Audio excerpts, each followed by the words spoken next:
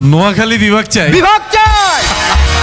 কারণ কি নাই নোয়াখালীতে, কি নাই যেটা এখনো বিভাগ হয়নি?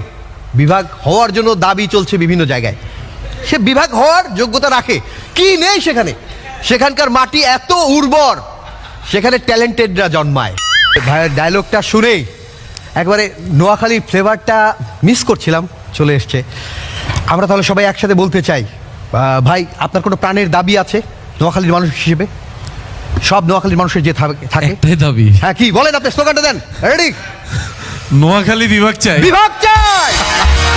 কারণ কি নাই নোয়াখালীতে, কি নাই যেটা এখনো বিভাগ হয়নি? বিভাগ হওয়ার জন্য দাবি চলছে বিভিন্ন জায়গায়। সে বিভাগ হওয়ার যোগ্যতা রাখে, কি নেই সেখানে? সেখানকার মাটি এত উর্বর, সেখানে ট্যালেন্টেডরা জন্মায়। সেই সেই আচ্ছা ভাই, তুই এমন এক সাবজেক্ট তুললি পরে এই নিয়ে তো এখন অন্য জায়গায় ঘোষণা হয়ে গেছে অলরেডি। কুমিল্লাকে দেওয়া হচ্ছে, নোয়াখালীকে দিচ্ছে না।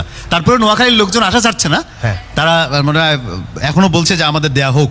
তো আমিও বলি, হ্যাঁ, কেন বলেন। আমরা আমাদের সমস্যা কোথায়? আপনি বলেন, আপনি একবার বলেন। নোয়াখালী বিভাগ চাই, সোজা কথা। সবাই এই আমরা হাসুর স্লোগান, আপনি বলেন নোয়াখালী নোয়াখালী বিভাগ চাই। গুড। নোয়াখালী বিভাগ চাই আমরা শুধু বলবো না, দুর্দান্ত এক পারফর্মারকে ডাকছি। সে নোয়াখালীর মুখকে উজ্জ্বল করেছে। জামিল ভাইয়ের জন্য আমরা স্পেশালি তাকে আমরা তুলে রেখেছি যে এই পর্বে সে থাকবে। আসছে সোনাইমুড়ি নোয়াখালী থেকে আবিদ হাসান নীরব।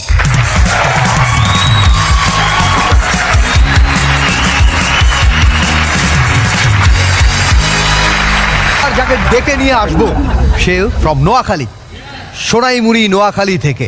আমরা চেয়েছিলাম যে পলাশ ভাই যেহেতু আসছে, তার এলাকার একজন থাকবে, তার সামনে পারফরমেন্স করবে এবং দুই ভাই মিলে একসাথে স্লোগান দেবে নোয়াখালী বিভাগ চাই। আসছে নোয়াখালী সোনাইমুড়ি থেকে আবিদ হাসান নীরব।